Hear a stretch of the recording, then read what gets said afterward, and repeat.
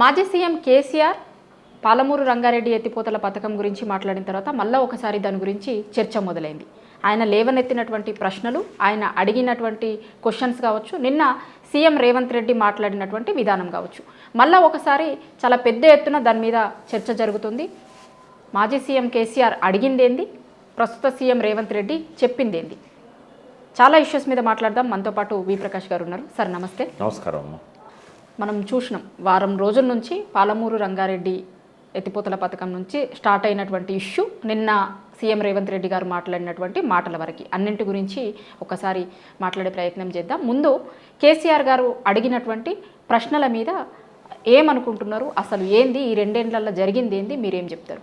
ఇప్పుడు కేసీఆర్ గారు ఉన్నప్పుడే ఈ పాలమూరు రంగారెడ్డికి సంబంధించి ఏమేం చేయాలి, ఎక్కడెక్కడ వాటర్ లిఫ్ట్ చేయాలి, ఎక్కడ పొలాలకు నీళ్ళు ఇవ్వాలి, పాలమూరులో జిల్లాలో ఎంత ఇవ్వాలి, రంగారెడ్డి జిల్లాలో ఎంత ఇవ్వాలి, ఇదంతా కూడా అప్పుడే డిసైడ్ అయింది. అంతకంటే ముందు కిరణ్ కుమార్ రెడ్డి ఉన్నప్పుడు దాని సర్వే కోసం ఆయన ఆదేశించడం జరిగింది. అయితే అప్పుడు విభజన చట్టంలో పాలమూరు రంగారెడ్డి ప్రస్తావన లేకుండే. అయితే అది యాక్చువల్గా అప్పటికే అది ఉంది కాబట్టి అది చంద్రబాబు నాయుడు అపోజ్ చేయడానికి లేదు. ఎందుకంటే అది విభజన చట్టంలో మెన్షన్ చేయలేదు పేరు అన్నట్టుగా ఏదో ఒకటి తీసుకొచ్చాడు, ఇది కొత్త ప్రాజెక్ట్ అని. కొత్త ప్రాజెక్ట్ కాదు, అదివరకే సర్వే జరిగిందనేది చెప్పగలిగినాం మనం. ఇంకొక ప్రాజెక్ట్ కూడా ఏదో మిస్ చేశారు అట్లాగే. అయితే ఇది పాత ప్రాజెక్ట్ కిందనే, ఉమ్మడి రాష్ట్రంలో డిజైన్ చేసిన ప్రాజెక్ట్ కిందనే దాన్ని కన్సిడర్ చేయాలి. కొంతకాలం దాని పేరు మీద అబ్జెక్షన్ పెట్టాడు. రెండవది ఏంటంటే దీనికి నీళ్ళ కేటాయింపు లేదు కాబట్టి ఈ ప్రాజెక్టును మేము వ్యతిరేకిస్తున్నాం అని చెప్పారు వాళ్ళు. అయితే పాలమూరు రంగారెడ్డి రావడం అనేది చంద్రబాబు నాయుడుకి ఇష్టం లేదు. అయితే ఈయనకి ఏంటంటే ఇప్పుడు మింగలేక కక్కలేక, ఈయనేమో పాలమూరులో పుట్టిండు, రంగారెడ్డిలో గెలిచిండు కాబట్టి ఈయన దాన్ని ఆపలేడు. చంద్రబాబుకేమో అది ఇష్టం లేదు. కానీ చంద్రబాబుదే పై చేయి అవుతున్నది. ఇక్కడంతా కూడా చంద్రబాబు ఎట్లా చెప్తున్నాడో అట్లే నడుస్తూ ఉన్నది. ఇప్పుడు ఇరిగేషన్ డిపార్ట్మెంట్ పర్టికులర్గా ఆదిత్యనాథ్ దాస్ని తీసుకొచ్చి దీనికి అడ్వైజర్గా పెట్టాడు. కానీ తెలంగాణ సీఎం తెలంగాణ ప్రయోజనాల కోసం పనిచేయాలి కదా సార్. అంటే చంద్రబాబు ప్రయోజనాల తర్వాతనే తెలంగాణ ప్రయోజనాలు రేవంత్ రెడ్డికి. ఆయన కొడంగల్ ప్రయోజనాల కంటే, ఆయన ఇతర ప్రయోజనాల కంటే కూడా చంద్రబాబు ప్రయోజనాలే ఆయనకు ముఖ్యం. ఎందుకంటే ఆయనను అడుగడుగున పెంచింది, పిసిసి ప్రెసిడెంట్ చేసింది, ఆయన కోసం ఎలక్షన్లలో కాంగ్రెస్తో పొత్తు పెట్టుకున్నది. సెకండ్ టైం ఆయన కోసం అసలు ఎలక్షన్లో పోటీ చేయకుండా వన్ సైడ్ సపోర్ట్ చేసింది చంద్రబాబు నాయుడు. కాబట్టి ఆయన మనిషి మాత్రమే తెలంగాణ వాడు. ఆయన మనసు కానీ, ఆయన ఆలోచనలు కానీ, ఆయన కూర్చోమంటే కూర్చోవాలి, లేమంటే లేవాలి. చంద్రబాబు నాయుడు ఎట్లా చెప్తే అట్లనే చేస్తాడు. కేసీఆర్ గారు ఉద్యమ కాలంలో చెప్పేవాడు, స్వయం పాలన అనేది చాలా గొప్పది, మనల్ని మనం పరిపాలించుకుందాం, ఇప్పటిదాకా మనకు అవకాశం రాలేదు, 57 ఏళ్ళు పరాయి పాలనలో ఉన్నాం మనం అని చెప్పాడు. ఇప్పుడు స్వయం పాలన అనుభవాన్ని తెలంగాణ ప్రజలు రుచి చూశారు. స్వయం పాలన ఎంత గొప్పగా ఉంటుందో కూడా మనము చెప్పగలుగుతున్నాం. ఇలా ధైర్యంగా నాలాంటి వాళ్ళు ఛాలెంజ్ చేయగలుగుతున్నారు.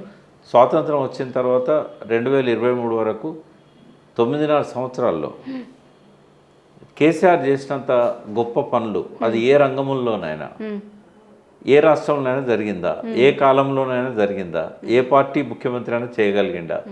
ధైర్యం ఉంటే లెక్కలతో రండి, నేను కూర్చుంటా అని చెప్పి నేను ఎన్నోసార్లు ఛాలెంజ్ చేశాను. ఏ ఒక్కరు కూడా రాలే. అంటే స్వయం పాలన వైభవం అనేది అంత గొప్పగా ఉంటుంది. దాన్ని తీసుకుపోయి ఏం చేశాడంటే మళ్ళీ సీమాంధ్రకు తాకట్టు పెట్టాడు రేవంత్ రెడ్డి. నాకు ఎటువంటి సంకోచం లేదు అది చెప్పడంలో. ఇవాళ మళ్ళీ చంద్రబాబు నాయుడు పరోక్షంగా తెలంగాణను పరిపాలన చేస్తున్నాడు. తెలంగాణ తెచ్చుకొని ఉపయోగం ఏమున్నది? మనం నీళ్ళ కోసమే కదా తెలంగాణ కొట్లాడింది. నీళ్లు నిధుల నియామకాల్లో మొదటి అంశం నీళ్లు.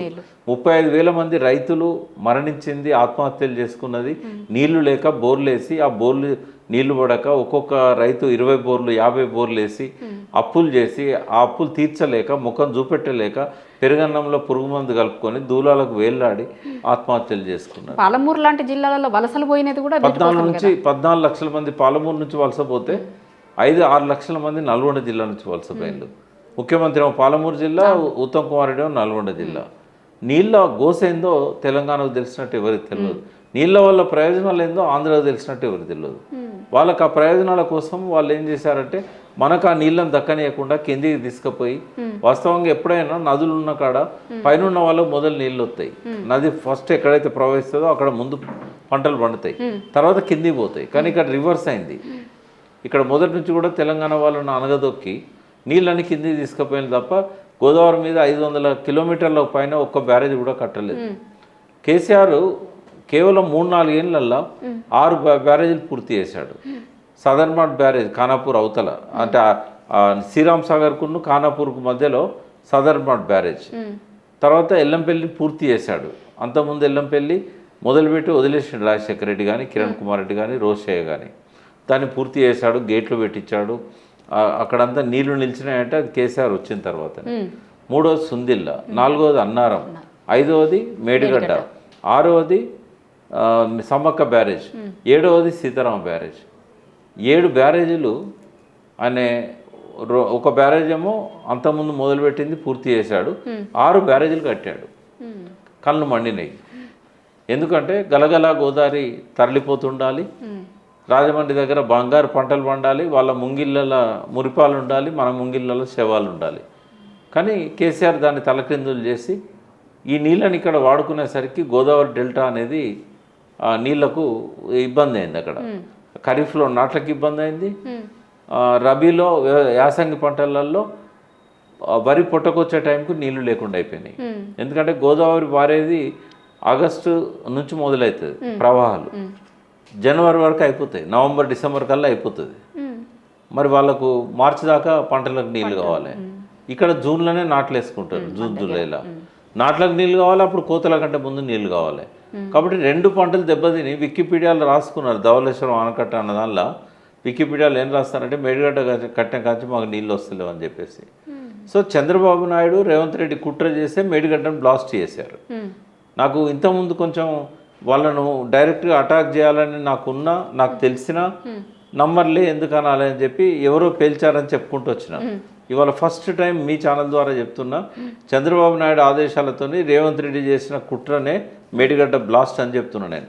రెండవది ఏంటంటే ఇవాళ చెక్ డ్యామ్లన్నీ బ్లాస్ట్ చేస్తున్నది కూడా ఈ రేవంత్ రెడ్డి కుట్రనే. ఇది ఇసుక మాఫియా, అక్కడ ఎమ్మెల్యేలకు మంత్రులకు ఉన్న సంబంధాలు, వాటి కోసం ఏంటంటే ఇంకా 4 నెలల దాకా స్టోరేజ్ ఉండేది మానేర్లా. 22 చెక్ డ్యాములు కట్టారు. అయితే ఒక 2-3 ఏమో అవి కిందికి ఇసుక తీయడం వల్ల, ఆప్రాన్ కిందికి ఇసుక తీయడం వల్ల ఆ చెక్ డ్యాములు కొట్టుకపోయినాయి, అంటే పడిపోయినాయి, అవి కూలిపోయినాయి. కూలిపోవడానికి నాసిరకమైన పనులు కాదు కారణం, ఆప్రాన్ కిందికి ఇసుక తోడారు. ఈ వాళ్ళ గ్రీడీనెస్, వాళ్ళ స్వార్థము. ప్రతి ఇసుక క్వారీలల్లో పొలిటీషియన్ సంబంధాలు ఉంటున్నాయి. వాళ్ళ ప్రయోజనాలు ఎక్కువైపోయినాయి, ఈ ప్రయోజనాలు తక్కువైనాయి. మేడిగడ్డ విషయంలో మాత్రం చంద్రబాబు ఆదేశాలతోని రేవంత్ రెడ్డి మనుషులు చేసిన కుట్రాన్ని నేను అంటున్నా. కాదంటే మీరు నిరూపించుకోండి, మేడిగడ్డ మీద ఎఫ్ఐఆర్ మీద విచారణ చేయండి. ఒకవేళ మీరు కానీ ఇన్వాల్వ్మెంట్ లేకపోతే 2 సంవత్సరాల నుంచి మేడిగడ్డ మీద ఉన్న ఎఫ్ఐఆర్ని ఎందుకు విచారణ చేయట్లేదు? కేసీఆర్ పీరియడ్లోనేమో ఎలక్షన్ కమిషను అడుగుపెట్టింది. అప్పటికి అక్టోబర్ 9 నాడే 2023 ఎలక్షన్ షెడ్యూల్ వచ్చింది. షెడ్యూల్ వచ్చిన తర్వాత ఇది బ్లాస్ట్ అయింది. కాబట్టి లా అండ్ ఆర్డర్ కానీ, రెవెన్యూ కానీ ఏది కూడా కేసీఆర్ చేతిలో లేదు. మీరే తర్వాత ముఖ్యమంత్రి అయిన ముఖ్యమంత్రి అయిన మరుక్షణం నుంచి ఈ రోజు వరకు మేడిగడ్డ ఎఫ్ఐఆర్ మీద ఎందుకు విచారణ చేయాలి నీకు సంబంధం లేకపోతే? పాలమూరు రంగారెడ్డికి వస్తే నీదా జిల్లా, నువ్వు పాలమూరు బిడ్డనని చెప్పుకున్నావు, నువ్వు ఆ రంగారెడ్డి జిల్లా నుంచి ఎలక్ట్ అయినావు. నీకు చంద్రబాబు నాయుడు పట్ల కృతజ్ఞత లేకపోతే నువ్వు శ్రీశైలం దగ్గర నుంచి కొడంగల్ తీసుకోవాలి నీళ్ళు. ఎందుకంటే పాలమూరు రంగారెడ్డి లిఫ్ట్ చేసేది శ్రీశైలం రిజర్వాయర్ బ్యాక్ వాటర్. ఆ నీళ్లు ముట్టకుండా అవి తరలిపోవాలి ఆంధ్రకు. పాలమూరు నిర్మించే ఉద్దేశం నీకు లేదు కాబట్టి నువ్వు దాన్ని డీలింక్ చేసి నువ్వు జూరాల నుంచి ఆ వచ్చే నీళ్లను కొడంగల్కు మలుపుకోపోతున్నావు. అంటే నీ కొడంగల్ ఇంట్రెస్ట్ మాత్రం భద్రపరచుకుంటున్నావు. రెండవది ఆల్రెడీ సోర్స్ ఉన్నది, ఉద్దండపూర్ రిజర్వాయర్ కూడా వర్క్ జరుగుతున్నది. అక్కడి నుంచి తీసుకుంటే ఈ 4,000 కోట్లు మళ్ళీ పెట్టాల్సిన అవసరం లేదు. ఇప్పుడు కొత్తగా మళ్ళీ కొడంగల్కు లిఫ్టిగేషన్ స్కీమ్కు 400 కోట్లు పెడుతున్నాడు. బయటికి చెప్పడానికి ఇప్పుడు నాలాంటి వాళ్ళ విమర్శలకు సమాధానాలు చెప్పాలి కదా. అందుకని నేను ఫస్ట్ ఫేజ్లో ఉద్దండపూర్ నుంచే తీసుకుంటున్నా, పాలమూరు రంగారెడ్డిలో భాగంగానే తీసుకుంటున్నా ఫస్ట్ ఫేజ్లో. సెకండ్ ఫేజ్ మాత్రం మళ్ళీ భీమా నుంచి జూరాల నుంచి తీసుకుంటున్నా అంటుండు. సెకండ్ ఫేజ్ ఎందుకు? రేవంత్ రెడ్డి కుట్ర ఇది కూడా నేను ఎక్కడ చెప్పలేదమ్మా, ఫస్ట్ టైం మీకు చెప్తున్నా. కోడంగల్కు సెకండ్ ఫేజ్ అని పెట్టి సపరేట్ ఎత్తిపోతుల పథకం పెట్టిన కుట్ర ఏంటంటే రెండు ఉన్నాయి అలా. ఒకటేమో మెగా కృష్ణాడికి రాఘవ కన్స్ట్రక్షన్స్కి అలా వర్క్ కల్పించాలి, కమిషన్లు దండుకోవాలి. సెకండ్ ఏంటంటే పాలమూరు రంగారెడ్డి తీసుకొచ్చే ఉద్దేశం లేదు కాబట్టి ఆ పాలమూరు రంగారెడ్డిని తీసుకొస్తే చంద్రబాబు నాయుడుకి ఇబ్బంది. ఎందుకంటే వాళ్ళు బనకచెర్ల దగ్గర నుంచి తెలుగంగ పేరుతో నెల్లూరు జిల్లాకు తీసుకుపోవాలి, కండలేరు సోమశిలకు తీసుకుపోవాలి. ఇటు ఆంధ్రీ నివా గాలేరు నగర్ పేరుతోని కర్నూలు అనంతపూర్ జిల్లాలో తీసుకుపోవాలి, కడప జిల్లాలో తీసుకుపోవాలి. తర్వాత కేసీ కెనాల్కు లింక్ పెట్టారు కాబట్టి మల్యాల పంపింగ్ స్కీమ్ నుంచి కేసీ కెనాల్కు తీసుకుపోవాలి. సో రాయలసీమ కోస్తాంధ్ర వాళ్ళ ప్రయోజనాల కోసము శ్రీశైలం నీటిని ముట్టొద్దు. అందుకే ఈయన వచ్చిన 2 ఏళ్లలో తట్టెడు మన్ను తీయలేదు, రూపాయి ఖర్చు పెట్టలేదు. కేవలం పాలమూరు మీద 7,000 కోట్లు పెట్టారు చెప్తున్నారు. ఆ 7,000 కోట్లలో పాత పనులకే ఆ కాంట్రాక్టర్లు వాళ్ళ మనుషులే కాబట్టి 3,000 కోట్లు 4,000 కోట్లు పాత బిల్లులు చెల్లించిండు. కొత్తగా ఒక 2-3 కోట్లు ఖర్చు పెట్టాడు. కానీ అది కూడా ఏంటంటే కోడంగల్కు ఉద్దండపూర్ ఉన్నది కదా, దానికి సంబంధించిన కొన్ని పనులు లేకపోతే మోటార్ల మీదనో పెట్టిండు. ఇంకా లెక్కలు తీయలేదు నేను. బట్ ఆయనకు మాత్రం పాలమూరు రంగారెడ్డిని కంప్లీట్ చేసే ఉద్దేశం లేదు కాబట్టి పనులు దాదాపుగా అక్కడనే ఉన్నాయి. అంటే మీరేమో ఇట్లా అంటున్నారు, కానీ కాంగ్రెస్ వల్ల వర్షంతో పాటు వెదిరే శ్రీరామ్ లాంటి వాళ్ళు కూడా నిన్నగా మొన్న మాట్లాడారు. ఇదంతా చర్చ జరుగుతున్నప్పుడు వెదిరే శ్రీరామ్ చేసిన వ్యాఖ్యలు మీరు చూసుంటారు కదా, దాన్ని ఎట్లా చూస్తారు? వెదిరే శ్రీరామ్ ఏంటంటే పాలమూరు రంగారెడ్డి మీద ఆయన చెప్పింది ఏంటంటే, వాస్తవంగా దీన్ని స్టోరీ చెప్పాలమ్మా మీకు. పాలమూరు రంగారెడ్డిది మనకు దాదాపుగా 12 లక్షల ఎకరాలకు నీళ్ళు ఇవ్వాలి. 9 లక్షల చిల్లర మహబూబ్నగర్ జిల్లాకు, ఒక 2 లక్షల చిల్లర రంగారెడ్డి జిల్లాకు, అందులో కోడంగల్కు 1 లక్ష ఎకరాలు ఉంటుంది. అయితే ఈ మొత్తము 12 లక్షల ఎకరాలకు కేసీఆర్ గారు ఉన్నప్పుడు మరి నీళ్ళు ఎట్లా, దీనికి నీటి కేటాయింపులు లేవు కదా. చాలామంది పాలమూరు రంగారెడ్డిని ఆలస్యం చేయడానికి కేసీఆర్ గారిని నిందిస్తారు. అక్కడ అరుణ గారు, ఏది మన గద్వాల డికే అరుణ, తర్వాత అక్కడ చాలామంది ఏంటంటే కేసీఆర్ గారికి ఈ ప్రాంతం మీద ఇంట్రెస్ట్ లేదు అంటే, తెలంగాణ ఉద్యమం జరుగుతున్నప్పుడు కూడా ఇదే వాదన తీసుకొచ్చారు. అంటే ముఖ్యమంత్రి అయిన తొలి రోజుల్లో కూడా ఆయనకు ఉత్తర తెలంగాణ మీదనే ప్రేమ, దక్షిణ తెలంగాణ మీద లేదు అన్న పద్ధతిలో కేసీఆర్కు మోటివ్స్ అంటగట్టే ప్రయత్నం చేశారు వాళ్ళు. వాస్తవంగా ఏంటంటే ఉత్తర తెలంగాణకేమో గోదావరి నీళ్ళు అవసరం. గోదావరి నీళ్లు పుష్కలంగా ఉన్నాయి. మనకు ట్రిబ్యునల్ బచావతి ట్రిబ్యునలే గోదావరి మీద కూడా వేశారు. బచావతి ట్రిబ్యునల్ మనకిచ్చిన 1480 టీఎంసీలల్లో ఆంధ్ర తెలంగాణ డివిజన్ చేసుకుంటే విడిపోయేటప్పుడు కానీ అంతకుముందు కానీ 968 టీఎంసీలు తెలంగాణకి ఇచ్చారు. అంత 300 టీఎంసీలు కూడా మనం వాడుకుంటలేము. కాబట్టి ఇంకా వాడుకోవడానికి ఇంకో 600 టీఎంసీలు అందు ఉన్నాయన్న. అంటే నికర జలాలు అవి. కృష్ణాకేమో నికర జలాలు లేవు. ఎందుకంటే ఉన్న 299 కూడా మనం ప్రతి చుక్క నీళ్లు వాడుకుంటున్నాం, వాటి కేటాయింపులు చేసుకున్నాం ప్రాజెక్టుల వారీగా. ప్రాజెక్టుల వారికి ఎప్పుడైతే కేటాయింపులు చేసుకున్నామో, అంటే వాస్తవంగా బచావతి ఇచ్చింది 275 టీఎంసీలే.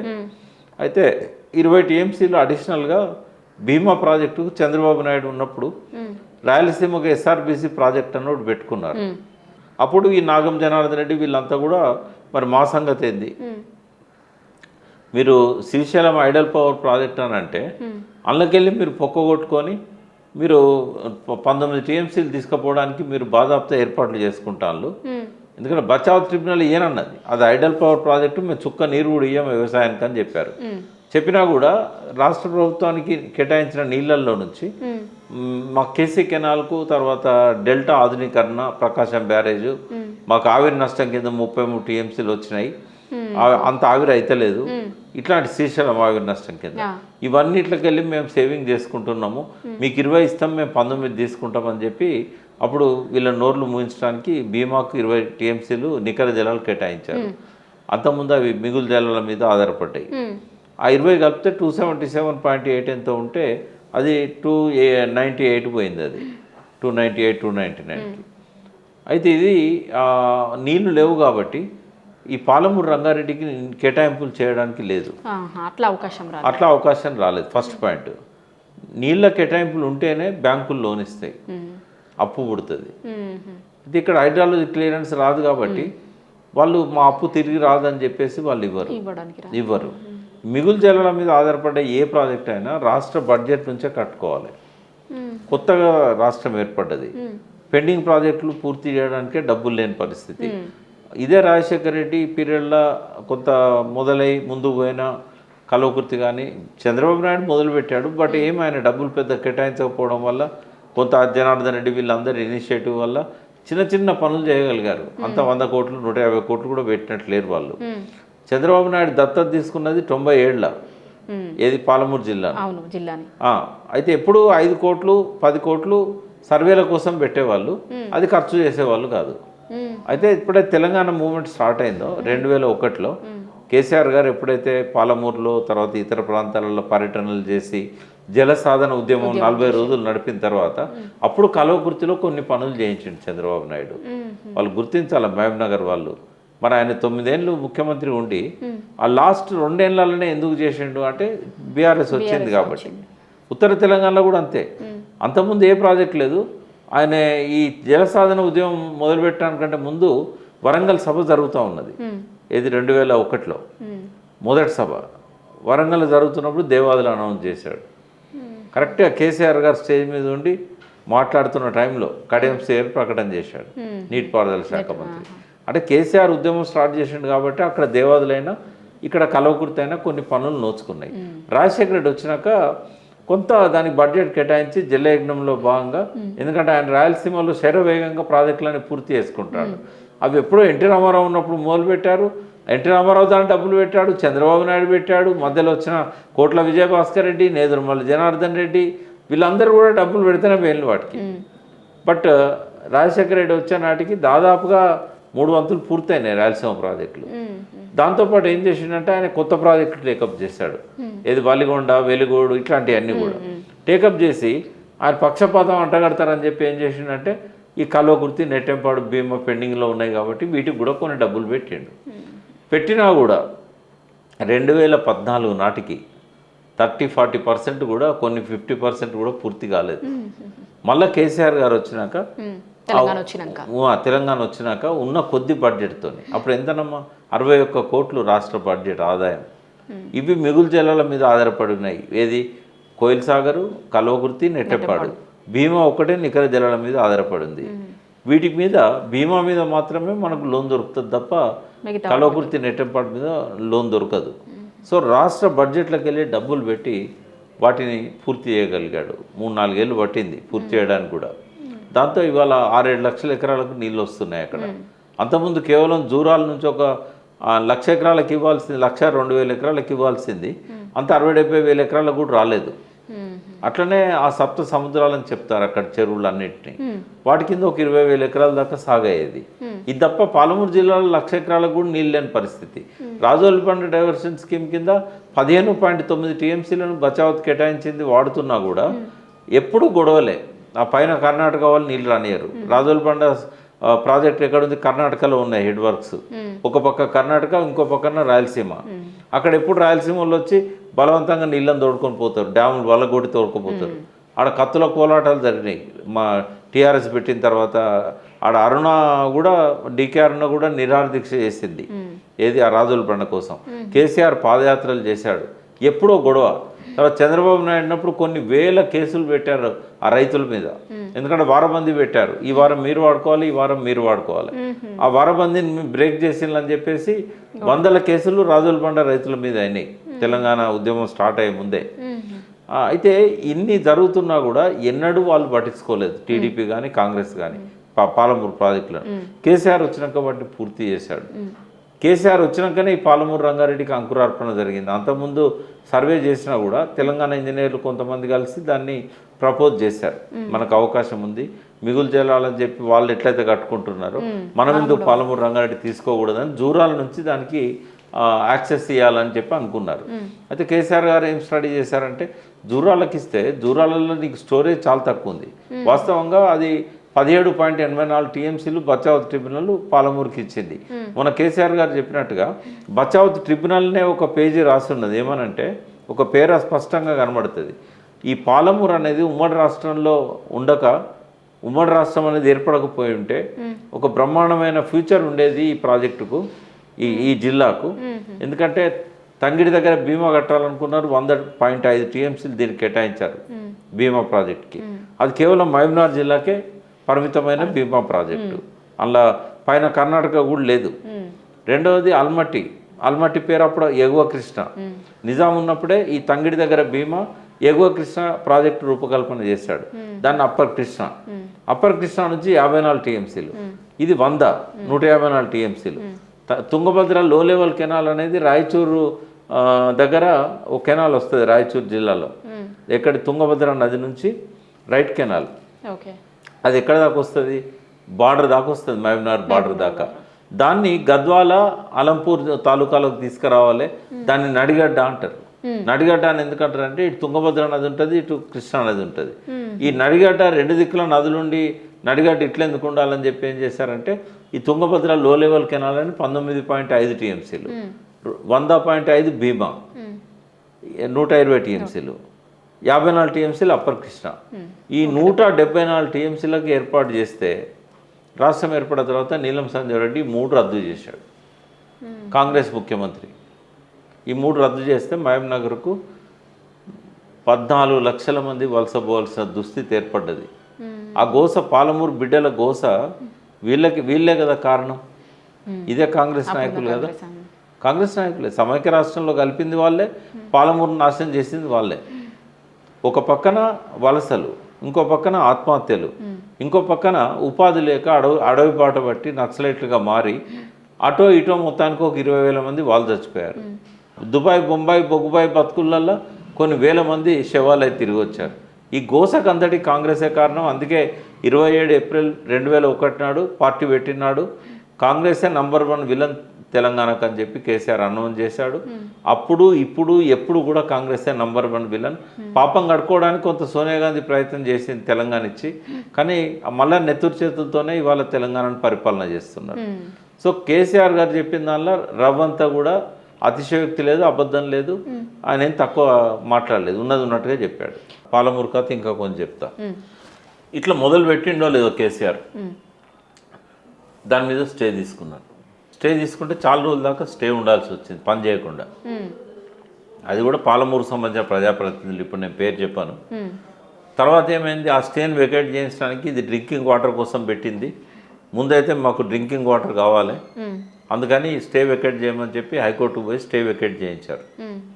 స్టే వెకేట్ చేయించిన తర్వాత దానికి డిపిఆర్ అంతా కూడా తయారు చేసి పంపించారు.